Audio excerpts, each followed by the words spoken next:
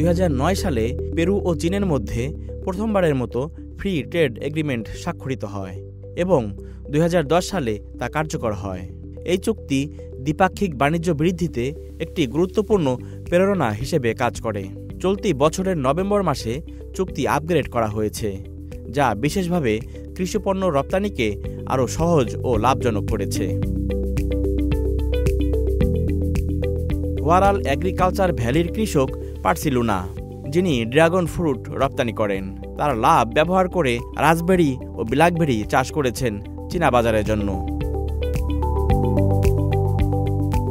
2024 সালের শেষ দিকে উদ্বোধন হওয়া সম্পূর্ণ স্বয়ংক্রিয় চানকাই পোর্টের সঙ্গে সাংহাইয়ের সরাসরি শিপিং রুট চালু হয়, যার ফলে পরিবহন সময় 2/3 পর্যন্ত কমেছে।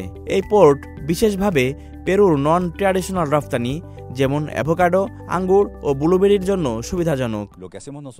আমরা প্রতিযোগিতামূলক পোর্ট রেট অফার করি, যা স্থল পরিবহন, শিপিং লাইন ও পোর্ট সার্ভিসের সঙ্গে মিলিয়ে পুরো চেইনকে আরও কার্যকর করে।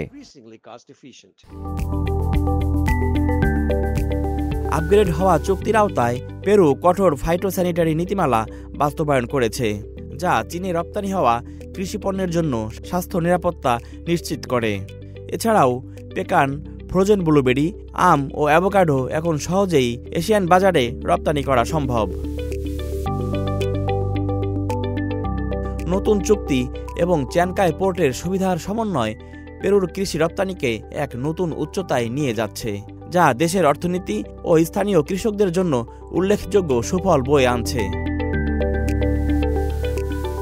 আল আমিন আজাদ, সিএমজি বাংলা।